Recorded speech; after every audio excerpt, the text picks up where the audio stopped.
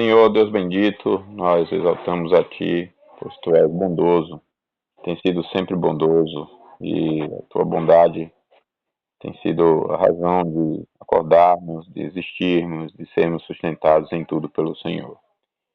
Agradecemos-Te pelo momento que temos agora, mais uma vez, de estudarmos a Tua palavra. Pedimos pela nossa irmã Sônia e Vilma, pelas nossas irmãs, que o Senhor esteja com a vida dela, restaura a vida da irmã Sônia e também a vida dos netos da irmã Vilma.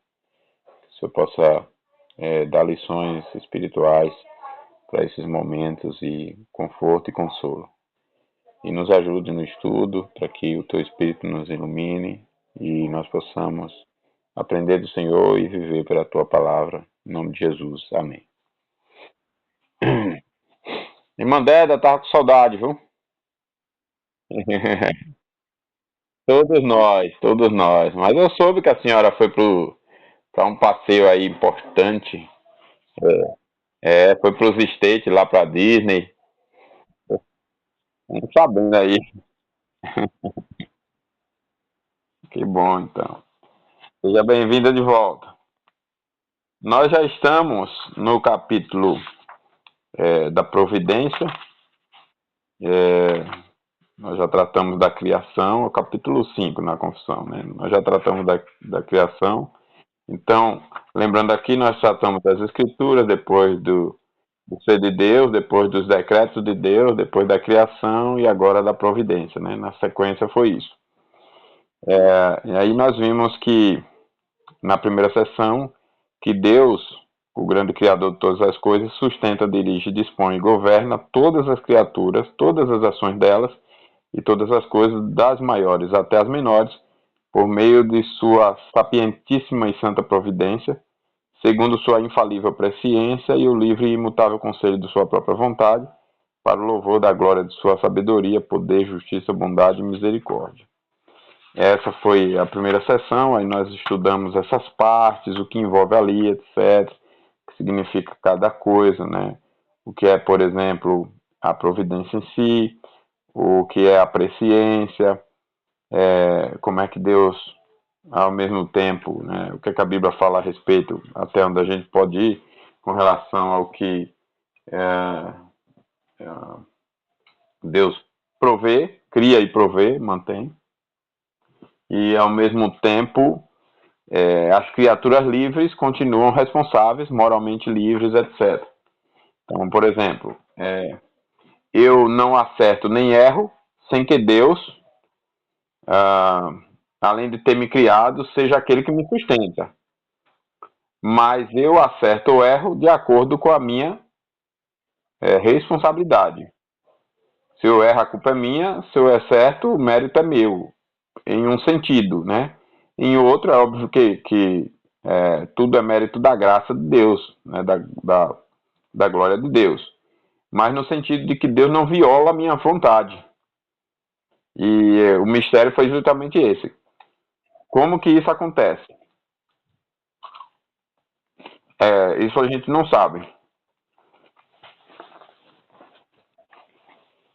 É,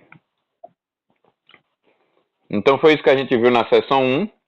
Conferimos textos, vimos os fundamentos bíblicos, etc. Agora tem as sessões 2 e 3 que nós vamos ver em sequência, a 2 e a 3. Ou seja,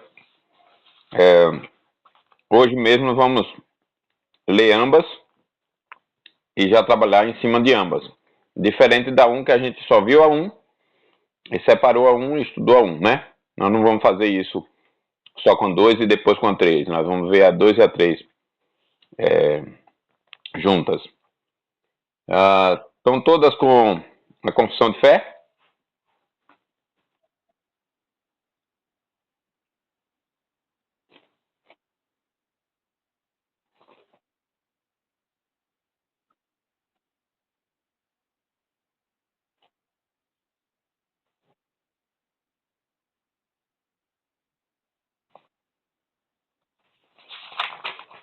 Então, o que eu li é tudo da sessão 1.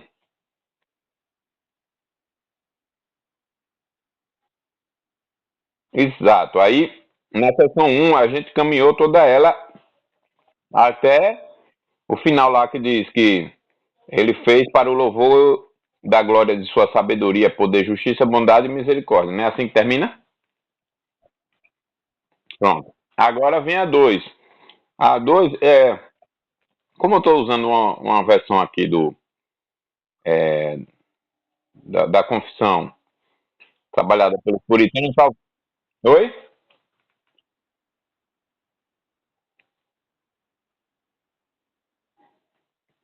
É, então, porque eu estou usando uma versão dos puritanos.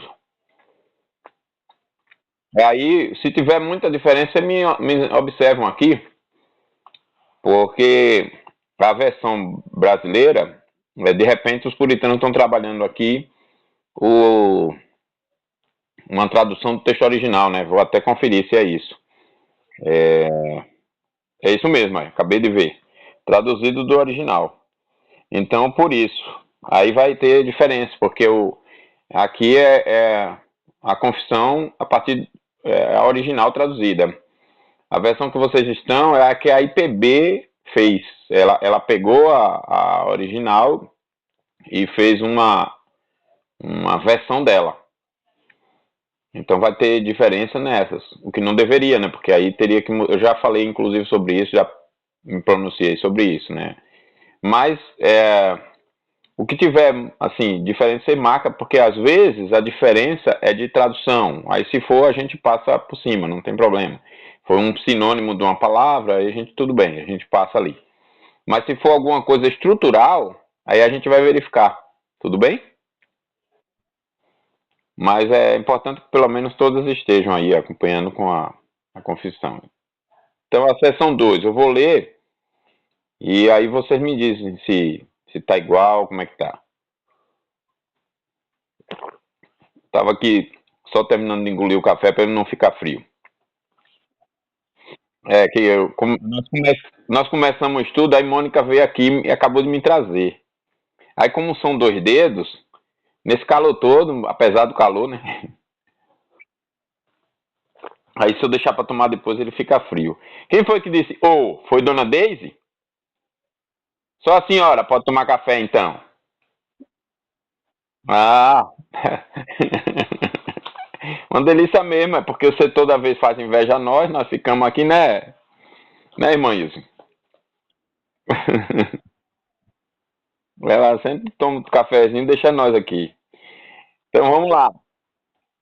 Seção 2 diz assim: ó, ainda que em relação à presciência e decreto de Deus, que é a causa primária ou primeira, todas as coisas aconteçam imutável e infalivelmente, todavia, pela providência, ele ordena que elas sucedam segundo a natureza das causas secundárias, necessária, livre ou contingentemente. Tá com essa mesma ideia? Diz aí, Dai, lê aí o seu, Dai. Sinônimo, vamos lá.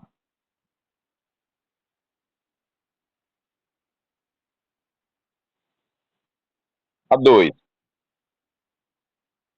Hum,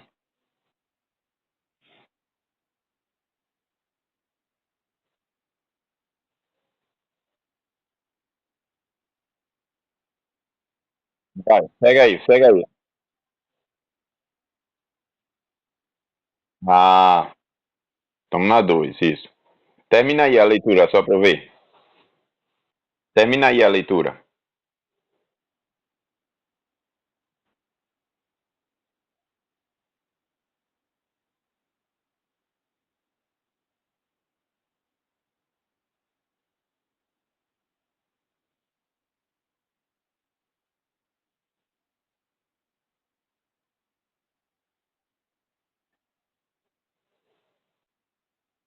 Pronto, então manteve o sentido, né? Tá dentro da mesma coisa.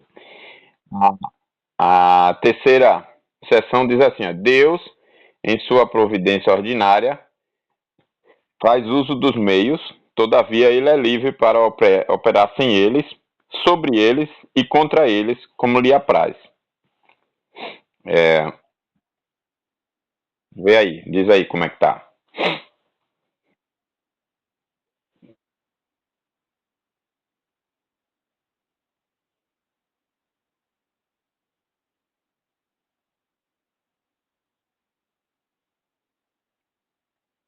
Não, tá ótimo, tá no mesmo sentido. As diferenças foi só de construção, mas com a mesma ideia. Pronto, então, é, nós vamos entrar em cada ponto, mas basicamente aqui, o que essas duas sessões estão dizendo é que, assim, Deus decretou tudo o que acontece, né? Então, é, essa é a causa primária. Para cada coisa existir, para ter, por exemplo, Deus, na sua presciência, ordenando coisa, tem que ter uma causa primária, que é o decreto. Aí, decretando, no decreto, Deus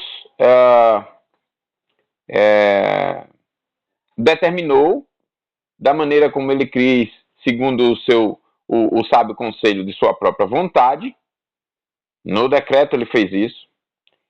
E então na providência, quando ele vai providenciar, ele criou e vai providenciar. Ele cria de acordo com o seu decreto, né? Lembrando lá, voltando um pouco para os decretos, ele cria de acordo com os seus decretos. E seus decretos são de acordo com Deus. Lembram disso? Veja só. Deus é santo, então o decreto é santo. E uma vez que o decreto é santo, porque Deus é santo, a criação tem que ser santa também. Não tem como ele criar diferente. Certo? Então lembrem disso. Então, a causa primária foi o decreto. Né? É, é, a criação está de acordo com o decreto, que está de acordo com a natureza de Deus. Então, Deus é santo, o decreto é santo e a criação, consequentemente, é exatamente o que determinou o decreto e ela é santa também. Agora, na providência, as coisas acontecem de acordo com a natureza dessas, segundo a natureza das causas, chamadas aqui de secundárias, necessária, livre ou contingentemente. Então, assim, vamos pensar no homem. O ser humano vai agir de acordo com a sua natureza, vai agir livremente, e a providência de Deus vai governar, ordenar as coisas de acordo com a natureza humana. Então, o decreto determinou a criação do homem. Deus é santo, o decreto é santo, então a criação do homem foi feita santa. E foi santa, né? Foi criada santa. E o homem foi criado com as suas propriedades, as suas particularidades, a sua própria natureza, imagem e semelhança de Deus, em justiça, em retidão, em moral, em ética, etc. Então ele é santo, né, e tudo mais. E a providência de Deus ordena as coisas de acordo com essa natureza, que vai governar as coisas para que o resultado seja o que o decreto determinou, estabeleceu. Então, se o homem foi criado para a glória de Deus, e ainda que envolva queda e redenção e tudo mais, no final a glória de Deus, tudo que vai acontecer agora na providência, considerando a natureza do ser humano, portanto, a minha liberdade de decidir pelo bem ou pelo mal, e tudo que eu fizer, planejar, agir, etc., vai ser uma providência, um governo que administra essas causas secundárias, ou seja, a minha natureza, quem eu sou, e o fato de eu ser um ser agente livre, moral, e etc., etc., porém vai chegar no mesmo resultado, a glória de Deus. Mas a providência ordena as coisas segundo a natureza dessas causas secundárias. Segundo, então, a natureza de cada criação. É assim que a providência vai trabalhar, governar, administrar. Estão acompanhando o raciocínio? Então, Deus é Deus, imutável, seus decretos também são imutáveis, Deus é santo, seus decretos são santos, a criação também vai ser santa, ainda que não imutável, a criação no sentido de só Deus que não muda, né? Mas a criação vai ser de acordo com Deus, o fato de Deus criar para não destruir, etc. Então essa criação vai continuar, ainda que ela passe por mudanças, e tudo vai acontecer de acordo com o decreto, ou com os decretos, só que na providência de Deus, ou seja, no governo de todas as coisas, na maneira como ele coordena, na maneira como ele ordena, na maneira como ele conduz, ele vai se valer, vou usar esse termo, das características da natureza, de cada coisa criada, e vai administrar de acordo com essas naturezas, até que elas, conduzidas, no final, cumpra em tudo o que Deus estabeleceu segundo o seu decreto. Não significando, aí eu abro um parênteses aqui, como nós já vimos, e aí eu relembro, que Deus esteja violentando a vontade desses agentes. Não, ele não está. Porém, não significando também, e aí a gente diz dessa forma, e repete, vai tentando na didática deixar claro o sentido, para que fique claro o seguinte, e essa maneira de Deus governar providencialmente a sua criação, portanto, respeitando a natureza da criatura ou das criaturas, das substâncias, enfim, das causas, o fato de Deus respeitar, vamos dizer assim, considerar essas naturezas, não significa que a sua providência dependa da natureza. Não é que ele, no seu decreto, estabeleceu que a natureza seria de tal forma. A natureza teria determinadas características. E uma vez que ele estabeleceu assim, então a sua providência é governar de acordo com o que as naturezas são. E aí onde muitos teólogos, estudiosos, igrejas se confundem e aí querem diminuir Deus na sua soberania, seja de decreto, seja de providência. Mas não tem nada aqui negando Deus de ser quem ele é e diminuindo o seu poder. Não tem, nem vai ter, nem pode ter, porque é contra a sua palavra. Então eu não posso diminuir a presciência de Deus, eu não posso diminuir e condicionar, né, o poder de Deus, a providência de Deus, a nada fora dele na criação, porque não é. Deus na providência, respeitar a natureza da criatura não significa que a providência dele dependa da criatura, porque a seção 3 já deixa claro que em sua providência ordinária, Deus faz uso de meios, todavia ele é livre desses meios. E ele pode agir sem eles, sobre eles e contra eles.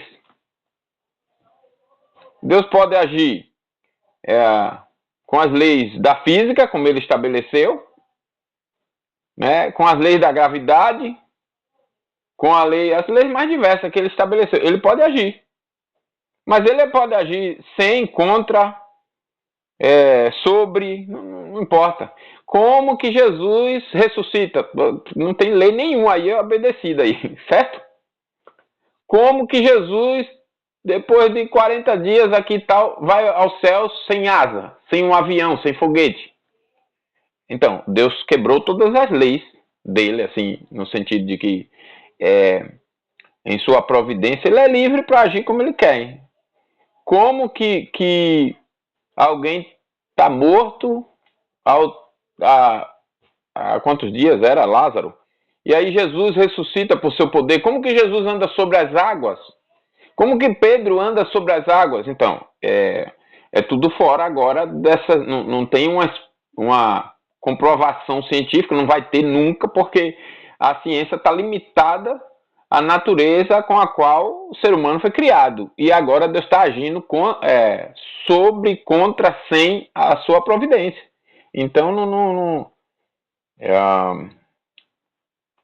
não devemos tentar explicá-la agora com base nas coisas criadas, porque não vai funcionar. Foi o poder de Deus que agiu contra as leis todas que ele estabeleceu, e ele quis assim porque ele é livre para fazer isso. Ele estabeleceu leis, as coisas vão ser conduzidas até o final da maneira como ele decretou. Por isso Jó muito sabiamente reconheceu, bem sei que tudo podes e nenhum dos teus planos pode ser frustrado, porque de fato o decreto de Deus, a vontade de Deus não passará, ou seja, será cumprida, mas a providência considera, se vale da natureza das coisas criadas. Não obstante, Deus é livre, age como ele quiser, quando bem lhe apraz, como lhe apraz. É óbvio que isso não tem nada a ver com loucura, com ele agiu aqui assim porque se cansou de tal coisa e estava afim de dar um show aqui de poder. Não, ele não tem nada, nenhum pensamento. Ele sabiamente é dentro sempre do seu próprio decreto, inclusive, né? Por isso que o Mar Vermelho se abriu. Por isso que Jesus nasceu da obra e graça do Espírito Santo. Nascimento de Jesus. A gente sabe que o nascimento de uma criança, ninguém nunca, além de Jesus, nasceu sem relacionamento sexual, sem uma concepção daquilo que é do homem, né, juntando com aquilo que é próprio da mulher, no sistema, o sistema reprodutor de ambos, né? Aí eu não estou só me referindo à substância, mas o todo complexo que eu estou pensando aqui. E a gente sabe que tem que envolver tudo isso. E estou dizendo dessa forma por considerar que hoje a ciência fala de inseminação artificial, né? Mas mesmo assim, o princípio se mantém. Onde for arranjar o esperma masculino de algum homem, né? Então, todo o sistema se mantém. Não há como ter reprodução sem essa estrutura estabelecida por Deus. Como então Jesus nasceu? Então, a providência toda aí, Deus agiu Deus agiu livremente. Então, essa providência é ordinária da qual nós estamos falando, dentro da ordem criada. E a providência, quando Deus age livre, a providência dele, vamos dizer, extraordinária, fora dessa ordem, né? E é extraordinário, vou abrir um outro parênteses aqui, tudo que é extraordinário, que é milagre, que foi milagre, né, que Deus agiu, que foi sobrenatural, é para nós, né? É bom lembrar disso. Não é para Deus. Deus nada é milagre, é sobrenatural, né? Para Deus nada é assim. As coisas que são assim são para nós. Então, estão acompanhando esse raciocínio e concordam com ele?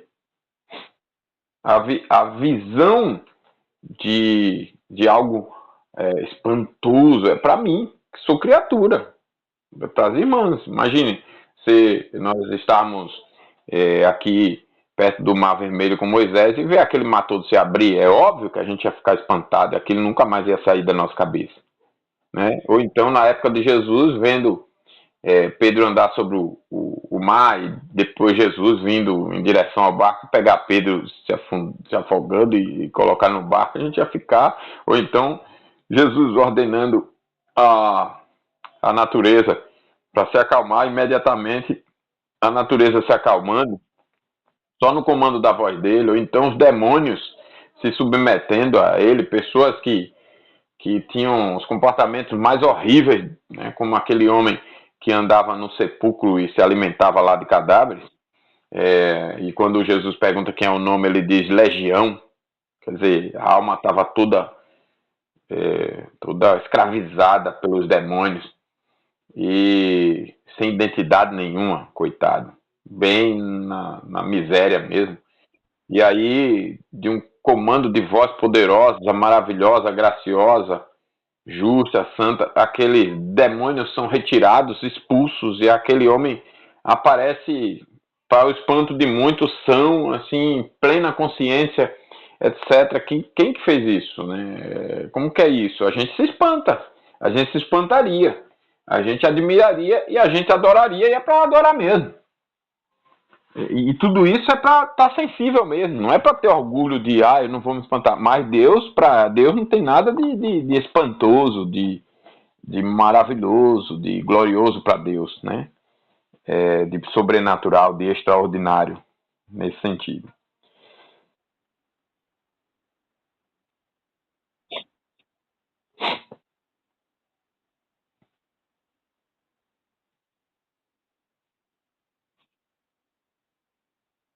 Sim, sim. E a conversão, que é mais do que cura, né? A conversão, e a gente vê pessoas se convertendo e se convertem.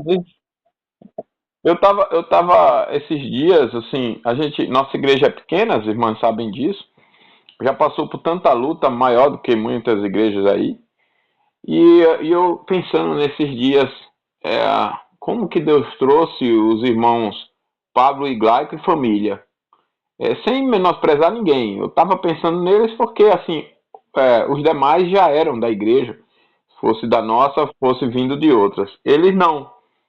E quando eles chegaram na igreja, eles mesmo conversando espantados, eles olhando assim, rapaz, e a gente conversava ali, né? Nós temos tantas coisas para mudar, tantas coisas, como nós somos pequenos diante do que Deus quer de nós e tudo, do ofício, de liderança e tal. A gente conversava essas coisas. E aí eles diziam, mas por outro lado, olhando para trás, quem éramos nós também? E aí cada um falando. Aí o Pablo falou, eu lá tinha nenhuma consciência, por exemplo, que o dia de domingo é dia de descanso, e descanso significa o nosso deleite em Deus, no culto, e um dia separado para cultuar. Eu não tinha essas coisas não, eu saía era para jogar bola e passava o dia todo jogando bola. Meu Deus, era bola. E aí ele olhava assim espantado, e eu pensando nessas mudanças, né, de como que Deus fez, né? Isso é um milagre, a pessoa pensar hoje. E hoje ela pensa, como eles mesmos falaram, é um absurdo não cuidar. Olha só o Glycon. O Glycon se converte e pouco tempo depois de convertido e a gente estudando os mandamentos, ele abre uma sorveteria, e o cálculo feito para o domingo foi: o domingo seria o dia que mais venderia, sábado e domingo, especialmente o domingo. Na ocasião, quando ele abriu, a venda diária de uma sorveteria, ele tem duas, a venda diária no domingo seria de mais de R$ 3.000. Então, no mês seriam quanto?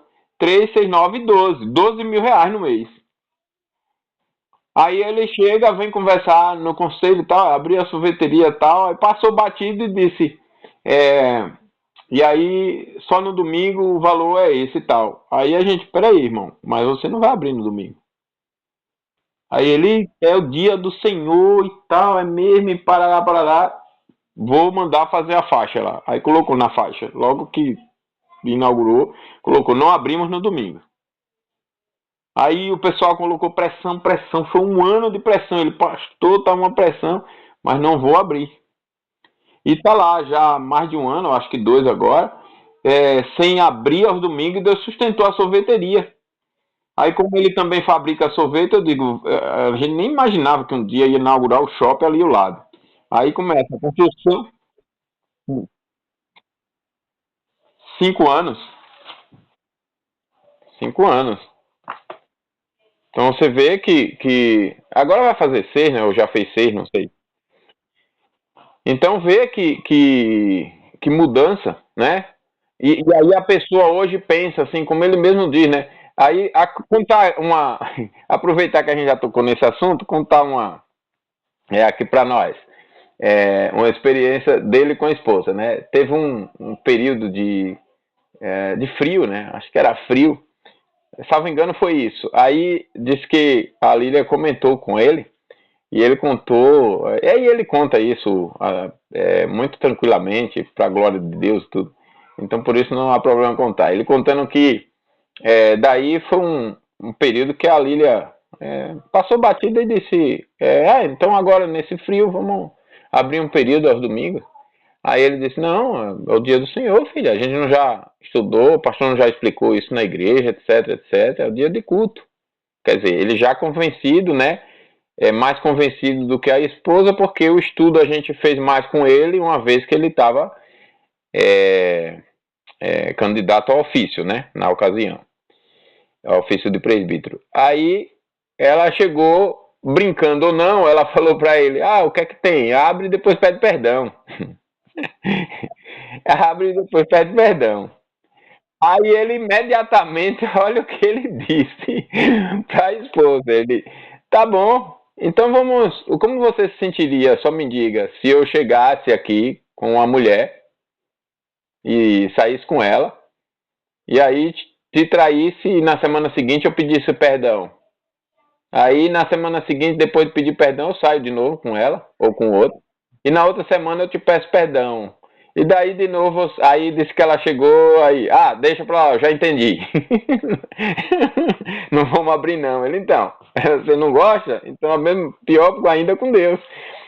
Então, com isso, por que eu estou usando esses exemplos? Porque você vê o milagre da providência extraordinária, vamos dizer assim, de converter o coração. Esse é o maior dos milagres. Até porque se Deus curar e não converter, a pessoa morre e continua perdida, né? E o grande milagre é esse. Então, imagine, eu não duvido, né, das curas que Deus tem realizado, né, físicas, nos referimos agora, né, foi o que a irmã lembrou, e é isso mesmo, e Deus agindo fora da ordem. Tem médicos que não sabem explicar por que tais coisas saindo daquele jeito, não tem ideia, não tem noção, etc. Agora, e quando a gente olha para essas curas espirituais, essas conversões verdadeiras, né? Como que aí você olha como que era a pessoa, como que é hoje, como que eu era, como que eu sou, né? Deus transformando cada um, nossas vidas mesmo, daí por diante. Então, vamos lá, nessas sessões, primeiro, né, o que é que elas ensinam? Primeiro, que quanto ao desempenho de um propósito eterno e soberano, o controle providencial de Deus, no caso de cada ser e evento, é infalível ou infalivelmente eficaz. Primeira lição é isso. O desempenho de um propósito eterno e soberano, o controle providencial de Deus, Deus controla cada ser e evento de forma infalível e eficaz nesse desempenho desse propósito eterno e soberano. Segunda coisa, que a maneira pela qual ele controla suas criaturas e as ações dela, bem como efetua seus propósitos através delas, é, em cada caso, perfeitamente consistente com a natureza da criatura e da ação divina. Então, a ação divina considera a natureza da criatura, certo? De acordo com, embora lembremos aqui, antes que vocês me perguntem assim, e a jumenta de Balaão? O animal não fala, e lá falou. Então, que Deus, lembremos que Deus age, faz uso do meio, mas também opera sem eles, ou sobre eles, ou contra eles. Então, lembremos só disso, tá bom? Terceiro, que Deus ordinariamente efetua seus propósitos através de meios, isto é, através da agência de causas secundárias sujeitas ao seu controle, através de meios. Então,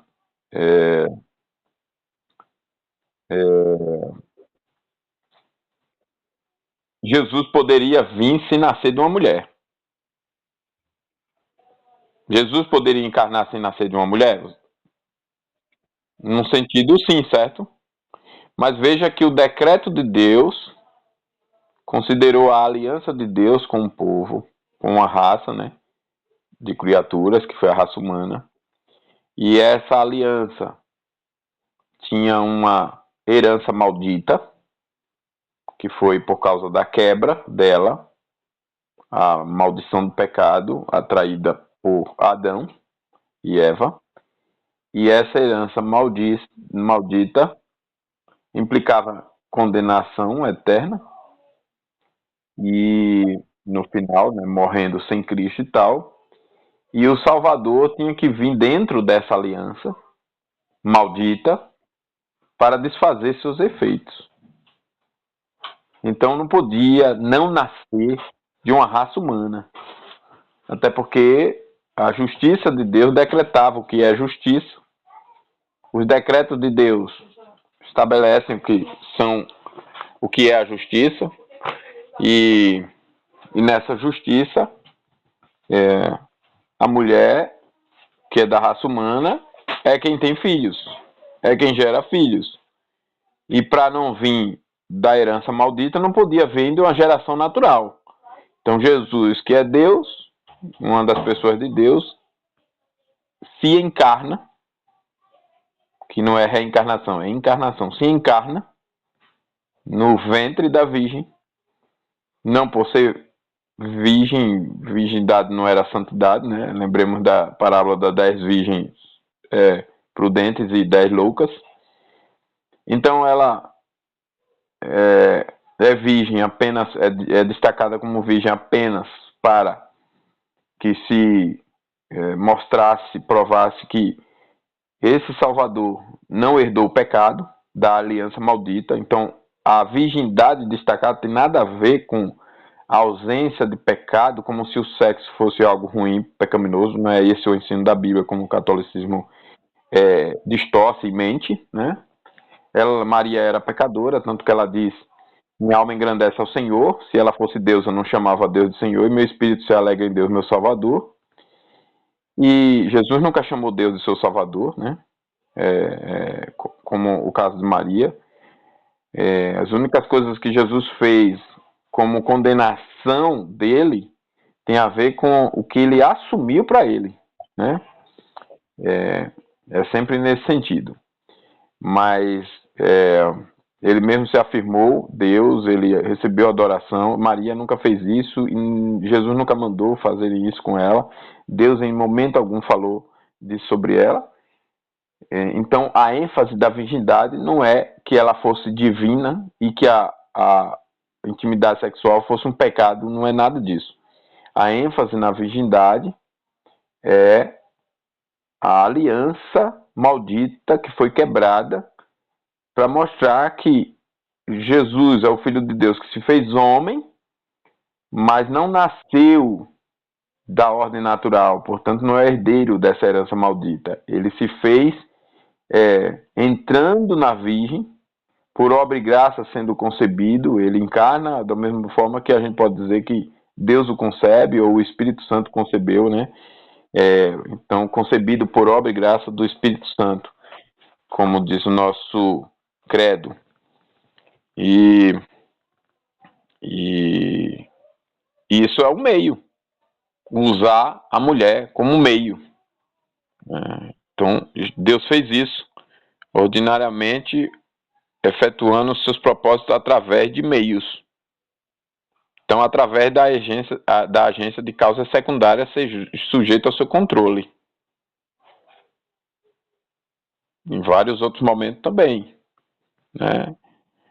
Então, usando os meios. Quarto e último.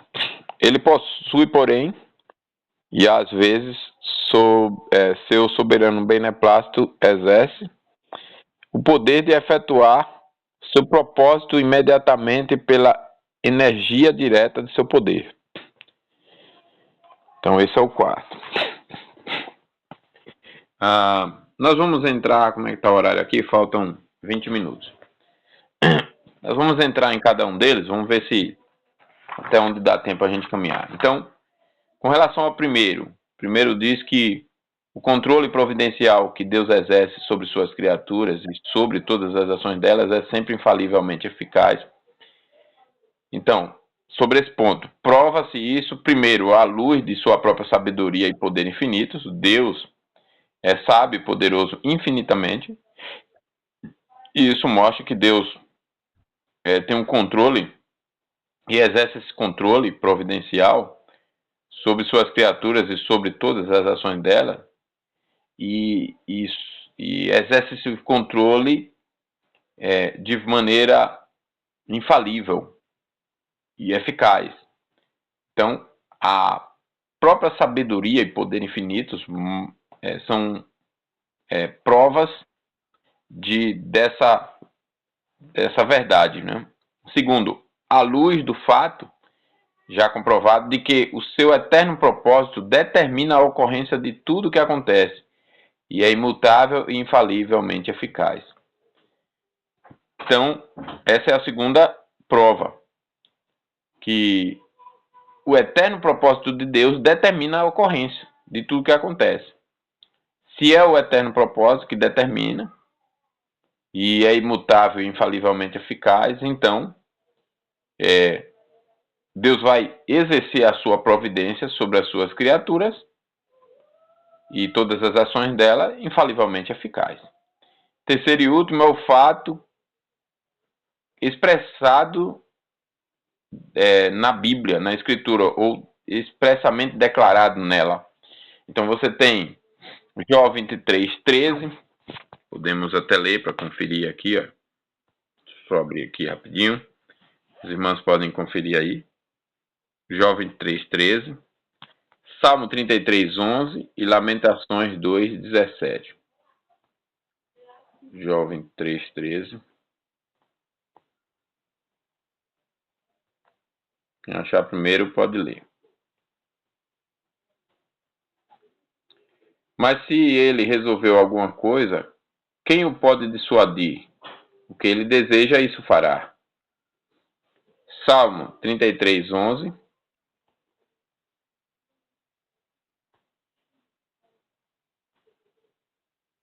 O conselho do Senhor dura para sempre, o desígnio do seu coração por todas as gerações. E Lamentações 2:17.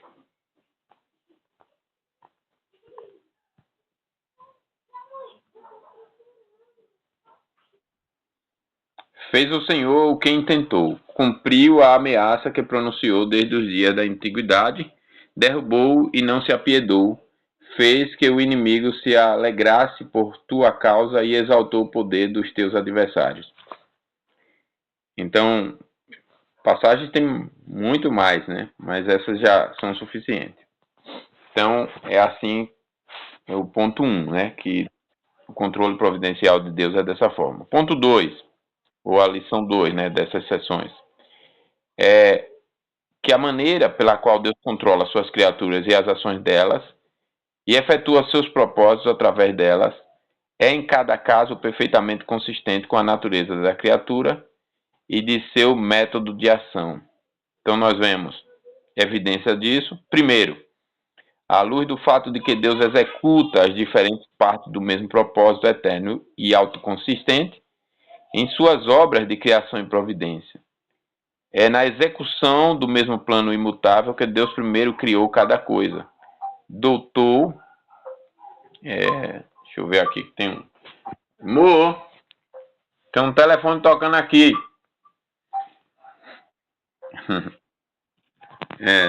Não é o dela aqui.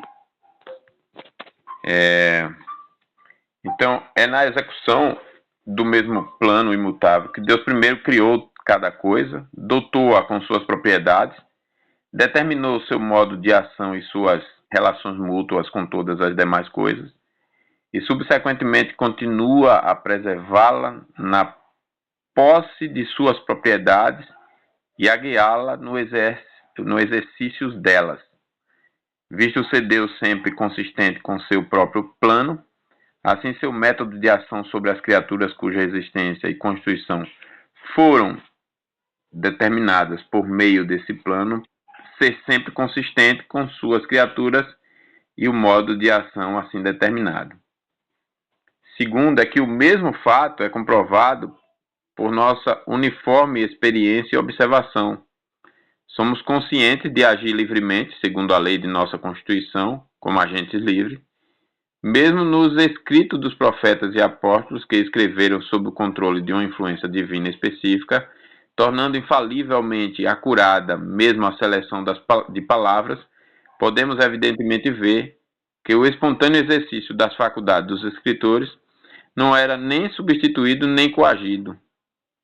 Observa-se que cada agente na criação material e bruta também age constantemente sob todas as condições mutáveis, segundo a invariável lei de sua natureza.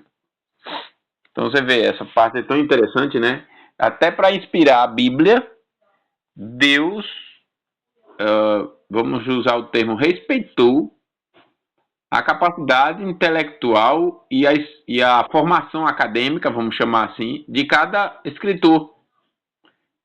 Então, vamos considerar o Novo Testamento. Deus não chamou Pedro para escrever o que só Paulo, por formação acadêmica, seria capaz.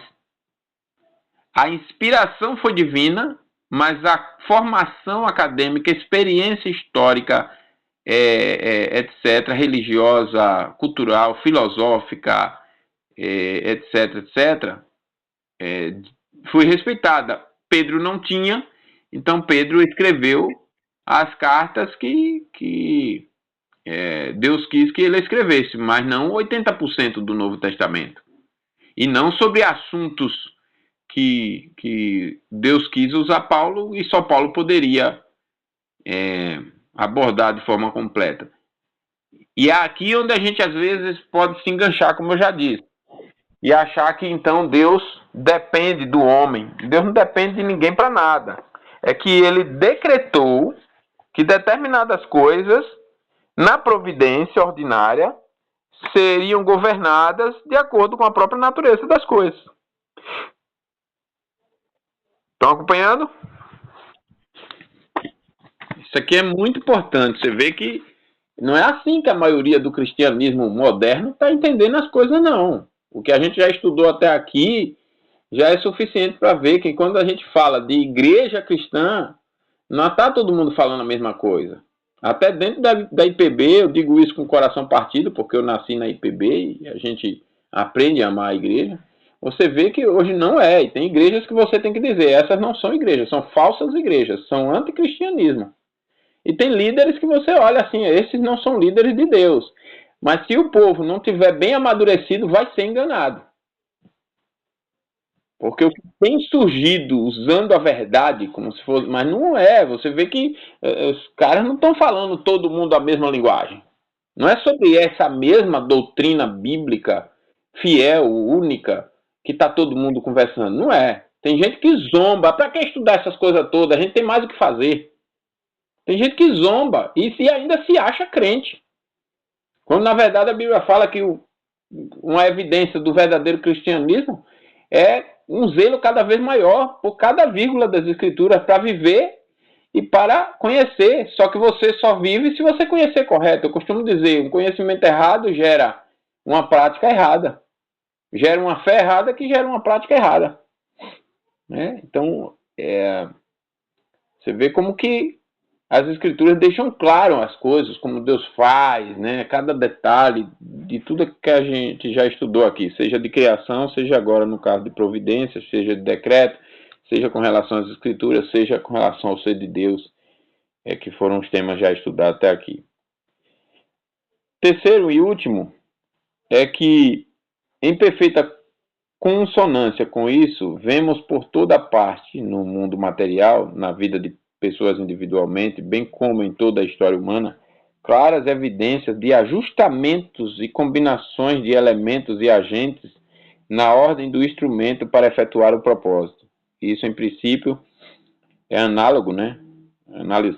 Podemos analisar por comparação aos métodos pelos quais o homem controla os agentes naturais para efetuar seu propósito, ainda que em diversas formas infinitamente mais perfeito, as leis da natureza e as propriedades das coisas, quando imperfeitamente entendidas, podem ser mantidas em sujeição à providência do homem, certamente não pode haver nenhuma dificuldade em se crer que estão infinitamente mais sob o controle daquele Deus, que não só as entende perfeitamente, mas as faz originalmente para que pudessem ser subservientes ao seu propósito. É justamente a perfeição dos ajustamentos divinos, bem como os resultados gerais, que é determinada por sua intenção. Mesmo a alma humana, no exercício da livre agência, age segundo a lei de sua independência, incluindo a necessidade, mas não excluindo a infabilidade. As fontes da ação livre estão dentro de sua própria alma, e, no entanto, como essas são modificadas sem interferir na liberdade do agente pela influência de outras pessoas, certamente não podem pôr-se fora do controle da infinita inteligência que criou a mesma alma e determinou todas as condições sob as quais seu caráter foi formado e suas atividades exercidas. Isso aqui encerra com chave de ouro esse ponto 2, né? Então, as leis da natureza, as propriedades das coisas, são mantidas à sujeição e providência dos homens, e os homens conseguem controlar essas coisas e dar resultado a elas, pegar causas, determinadas substâncias e leis e manipular essas substâncias e leis. Se for na área da química, se for na área da física. Por que nós voamos? Porque existem leis que são ali estudadas e respeitadas. Outro dia eu vi a explicação, isso eu lembrei até de um livro que eu li na infância, que eu tive, que explicava por que os aviões voam. E aí o livro mostrava, deveria ter uns 6 anos, 5 anos, e aí mostrava o formato da asa. Em cima é mais arredondado, embaixo é reto. Então, pela velocidade, o vento bate, passa mais rápido embaixo, passa menos rápido, com menos velocidade do que embaixo em cima, e isso faz com que o avião voe e também seja mantido no ar. É óbvio que precisa de uma força, as turbinas vão fazer essa força da velocidade e tal, e tem motor para isso e tudo mais. E nesse controle, nessa análise que o ser humano faz da física, dessas leis, e percebe isso e consegue projetar um monstro que é um avião, para que ele voe, né? E sobrevoe todo o planeta, etc. Você observa justamente o que a gente acabou de ver. Tem leis ali criadas por Deus, determinadas, que estão sendo manipuladas pelo homem para dar determinados resultados. Os produtos químicos, a mesma coisa. Você pega uma substância X que naturalmente já é daquele jeito porque Deus fez daquele jeito. Aí você mistura com outra para dar um outro resultado. Bom, se Deus dotou o homem dessa capacidade e o homem consegue usar e dar seus resultados a partir do uso dessas coisas, será que Deus, que criou as leis e criou todas as coisas e a natureza dela, ele não pode usar essas coisas? É óbvio que ele usa. Não é isso? Entendido, então? O 3 é curto. Deixa eu ver se dá pra gente já terminar o 3 e o 4. Se for terminar o 3 e o 4, vai tomar mais uns 10 minutinhos. A gente falta 6 para terminar. Deixa eu adiantar aqui esses 6. O terceiro é que Deus ordinariamente efetua seus propósitos através de meios, isto é, através da agência de causas secundárias sujeitas ao seu controle. E isso nós podemos ver primeiro à luz do fato de que ele originalmente lhes deu sua existência e propriedades e ajustou suas relações na execução desses mesmos propósitos. O mesmo desígnio é adotado na criação e na providência. Os instrumentos fornecidos e os métodos de procedimento inaugurados na criação devem, portanto, ser consistentemente seguidos nas subsequentes dispensações da providência. Então, essa é a primeira coisa, né? Deus ordinariamente efetua seus propósitos através desses meios. Isto é, através de agência de causas secundárias sujeitas ao seu controle. Causas secundárias é porque o seu decreto, ele é a causa primária, né? Então, se ele já criou, Deus é a causa primária, se ele já criou, e agora ele age com o que ele criou, o que ele está produzindo de resultado vem de uma causa secundária,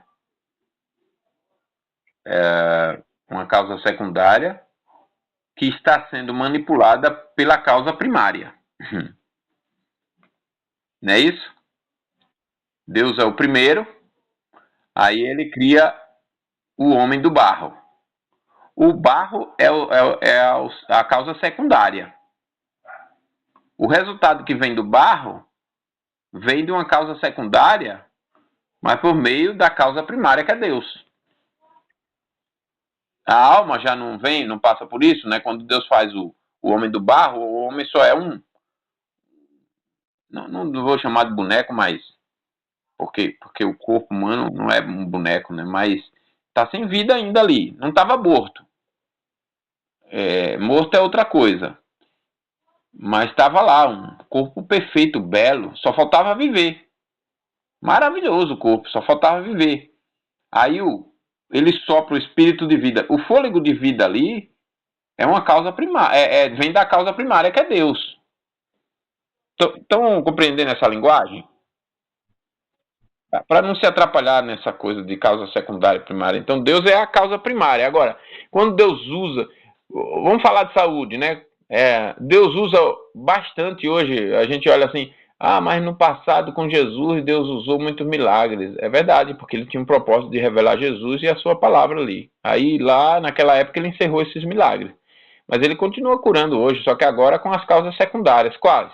Ele usa os médicos, ele usa a medicina, ele usa os remédios. Ele continua usando, curando. Exatamente. Então, eu não posso fazer como muitos fazem, né? Uma vez a gente recebeu uma família na igreja e, na verdade, ela que veio da igreja e o marido dela nunca tinha tido nada com a igreja, mas ele chegou revoltado e, depois de um tempo, aí ele nos disse qual era... Ele vinha por educação, de acompanhar a esposa e tal. Então, ele sempre vinha. Eram assíduos, tudo mais. Mas ele nunca tinha tido compromisso com nenhuma igreja. Aí quando a gente foi conversar com ele e tal, a gente conheceu a história dele, ele dizendo: eu perdi meu pai recentemente. E meu pai foi membro da Igreja Mundial do Poder de Deus. E daí meu pai ficou com um problema de saúde que, segundo o médico, dava para ser tratado. Mas o líder espiritual da igreja disse para o meu pai que isso era acreditar, era duvidar de Deus, do poder de Deus, e acreditar no poder dos homens, na capacidade dos homens. Isso era incredulidade. Então, meu pai tinha que honrar a fé. Olha a loucura do negócio. Faltar o estudo, né? Você vê como as pessoas aplicam as coisas, parecendo que estão aplicando certo e vai para o lugar errado. E aí, ele dizendo, meu pai, o líder disse que meu pai teria que honrar a fé em Deus, e para honrar ele não poderia se submeter a cirurgia, a tratamento médico, a nada disso, a recursos humanos. Nenhum desses recursos. E aí meu pai não quis submeter e foi rápido, né? Partiu. Aí eu vi a dor e a revolta, não sei que milagre, né? O marido da moça não se revoltou com tudo quanto é religião. Aí ele foi também, assim, muito educado conosco. Deus, meu entendimento foi que Deus, usando graça ali, né, dando graça e tal, ele disse, eu tô vendo que aqui não é daquela forma. Ele foi estudando, acompanhando, vendo, eu tô vendo que aqui vocês têm um fundamento diferente. Mas ele nunca foi, ele disse, eu nunca fui nem da igreja do meu pai, nem de lugar nenhum, nunca. Ele era um pedreiro e tal, enfim. Então, você vê como que esse estudo, Quando a gente conhece, então, como é que Deus age, né? Deus age usando os meios, Deus age usando os médicos, Deus age usando o remédio. Remédio, não vou chamar de remédio, né? Medicamento, procedimentos de cura corretos, né? De fato válidos e tal. Deus usa tudo isso. E quando isso é assim, realmente, nós devemos nos submeter a tais tratamentos, na dependência de Deus. A dependência de Deus me faz me submeter a tais tratamentos, né? Segundo, a experiência universal e a observação nos ensinam o mesmo fato.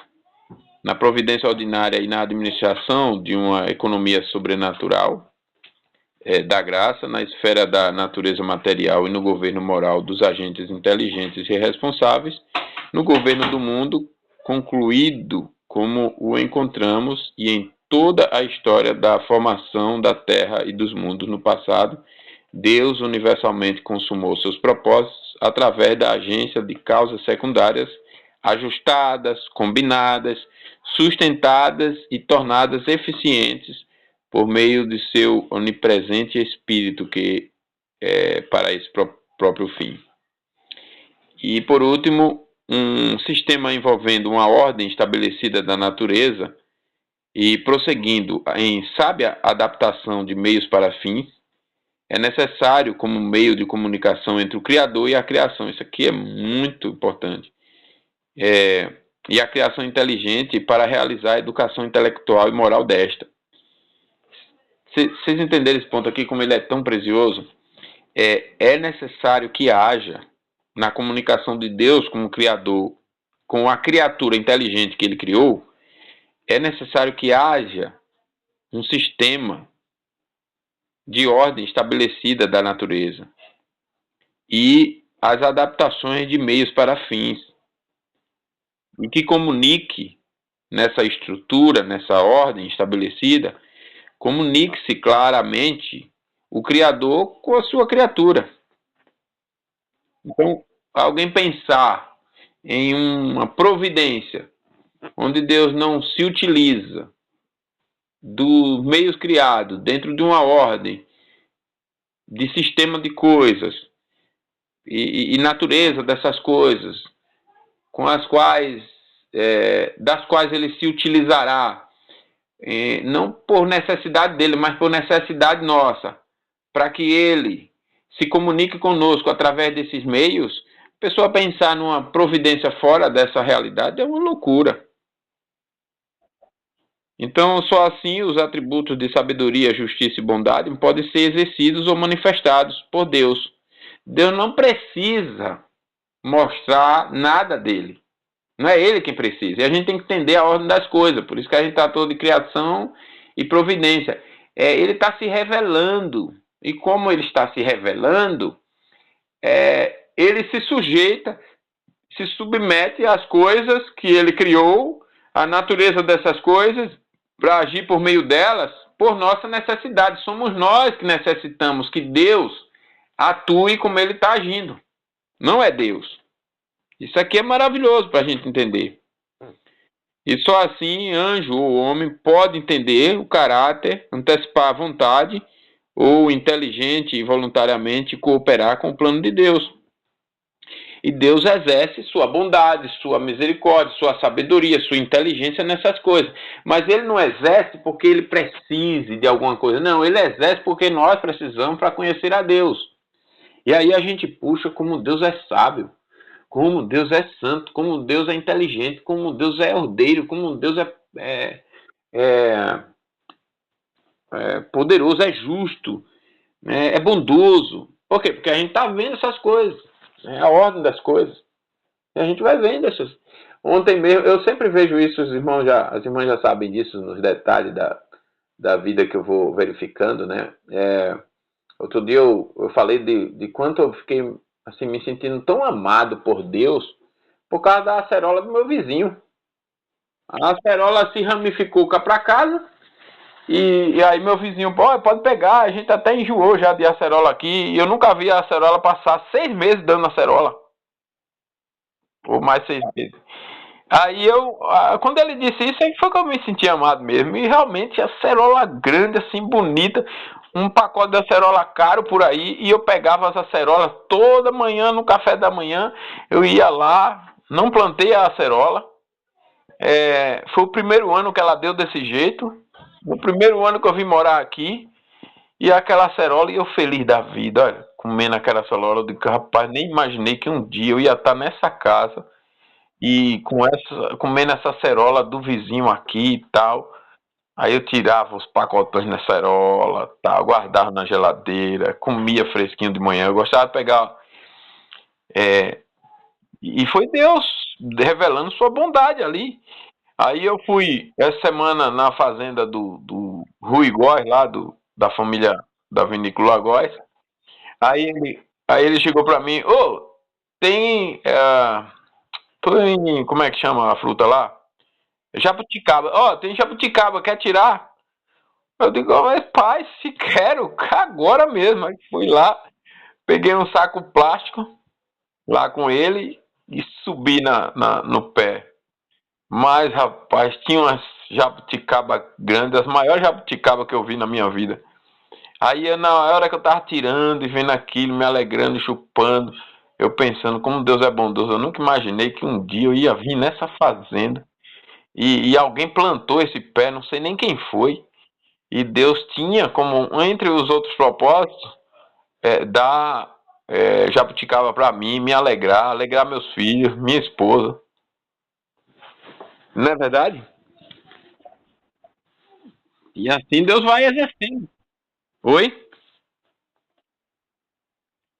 Deus é maravilhoso. E assim ele vai exercendo sua sabedoria, sua bondade, sua justiça, nessas coisas. E a gente vai conhecendo dentro dos nossos limites.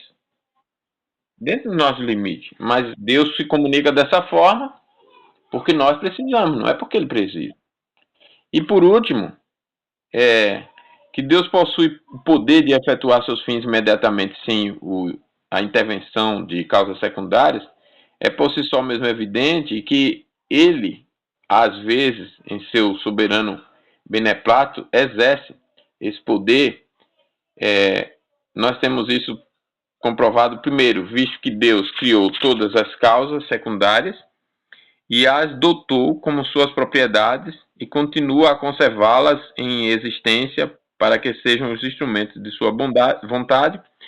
Toda a sua eficiência é derivada dele e ele pode fazer diretamente sem elas o que faz com elas e as limita, as modifica e as substitui como lhe apraz. Segundo, que o poder de Deus deveras opera em todos os processos ordinários da natureza e sua vontade se expressa no que se chama lei da natureza, mas não se segue que todo o seu poder se exaure nesses processos, nem toda a sua vontade se expressa nessas leis. Deus permanece infinitamente maior que suas obras, na execução de seus eternos e imutáveis propósitos, usando o sistema de causas secundárias como seu constante instrumento, segundo sua espécie, e entrementes manifestando suas transcendentes prerrogativas e poderes pelo livre exercício de suas energias e expressões de sua vontade. E, por último, o exercício direto e ocasional do poder de Deus, em conexão com um sistema geral de meios e leis, se comprova necessário não só no princípio, para criar as causas secundárias e inaugurar sua agência, mas também subsequentemente a fim de fazer aos objetos de seu governo moral a revelação de sua soberana personalidade e de seu imediato interesse nas atividades deles. De qualquer forma, tal ação e revelação diretas e ocasionais são certamente necessárias para a educação de tais seres como o homem em seu presente estado. Tem-se objetado que os milagres ou atos diretos do poder divino, interferindo na ação natural das causas secundárias, são inconsistentes com as perfeições infinitas de Deus, portanto, alega-se, eles indicam ou uma vacilação de propósitos de sua parte, ou alguma insuficiência em sua criação para efetuar completamente os fins que ele originalmente tensionou realizar. Deve-se lembrar, contudo, que o eterno e imutável plano de Deus compreendia o milagre desde o início, bem como o curso ordinário da natureza. Um milagre, embora efetuado pelo poder divino, sem meios, é por si só um meio para um fim e parte de um plano. Toda a lei natural tem sua origem na razão divina e é uma expressão da vontade de efetuar o propósito. Aquilo que eu disse para vocês, que milagre é milagre para nós, não para Deus. Nesse sentido mais elevado e autoabrangente da palavra, milagres são também segundo a lei. São fixos em sua ocorrência pelo eterno plano de Deus e servem a fins definidos como seu meio de se comunicar com e educar espíritos finitos. Não são de forma alguma uma violação da ordem da natureza, mas apenas a ocasional e eternamente pré-calculada interpolação de um novo poder, a energia imediata da vontade divina, bem como o instrumento usado subservientemente para aquele governo moral mais elevado, no interesse do qual os milagres são operados. Subserviente na dependência, né? Por exemplo, meus filhos são subservientes a eu e Mônica. Então, eles agem debaixo de nosso controle. Essa é a ideia de subserviência. E assim a ordem da natureza e os milagres, em vez de se porem em conflito, são os elementos intimamente correlacionados de um sistema compreensível. Então, aqui a gente termina as sessões 3 e 4. Amanhã a gente vai ter, aliás, 2 e 3. Amanhã a gente vai ter a sessão 4. A gente tem a 4 e se Deus nos der graça, a gente avança para 5 a 7 e termina. Perguntas, observações, contribuições, correções? Fale agora ou cale-se para sempre. Irmã Deise? Não, mas a senhora não venha com essa desculpa não, que eu quero é te ouvir. Como é que eu vou te avaliar? Não diga. Na hora, na hora que eu perguntar, eu sou o professor, o mestre. A senhora tem que responder, ué.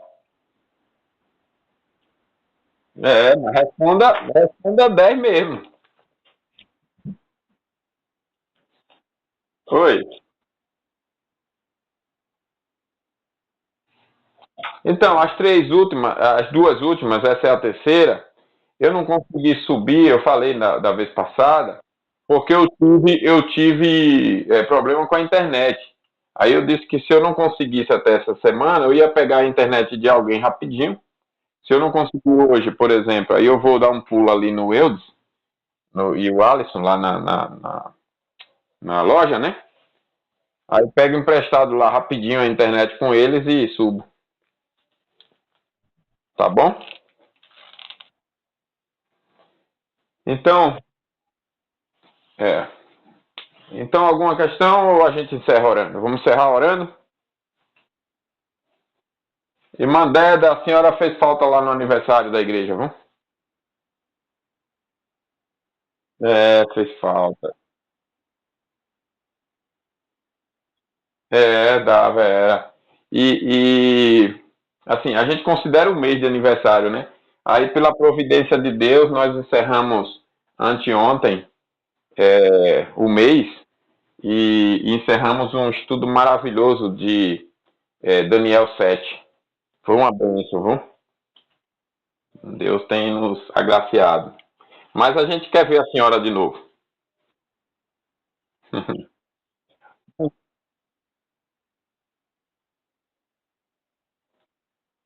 Ah, verdade, irmã. Em função das eleições, bem lembrado, Dai. Aí vai ser 8h30 da manhã. É. Ah, viu no grupo? Ah, então alguém já compartilhou. Eu não estou no grupo, então alguém falou. Ah, sim, nesse grupo aqui. Ah, tá certo, é verdade. Verdade, verdade, bem lembrado. Tá bom, então vamos orar.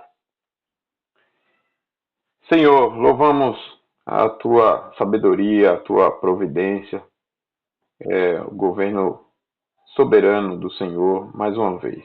Nós estudamos o tema e vemos que, por mais que na semana passada tenhamos avançado nesses estudos, semana repassada também, e por mais que tenhamos compreendido ali que o Senhor está nos dando crescimento no entendimento desses temas e do Senhor e da Tua palavra, com o estudo de hoje nós vemos o quanto ainda não sabemos ou não sabíamos e o quanto ainda temos que aprender e o quanto o Senhor é grande. Louvamos a Tua grandeza, louvamos a grandeza do Teu poder, da Tua sabedoria, do controle do Senhor de todas as coisas.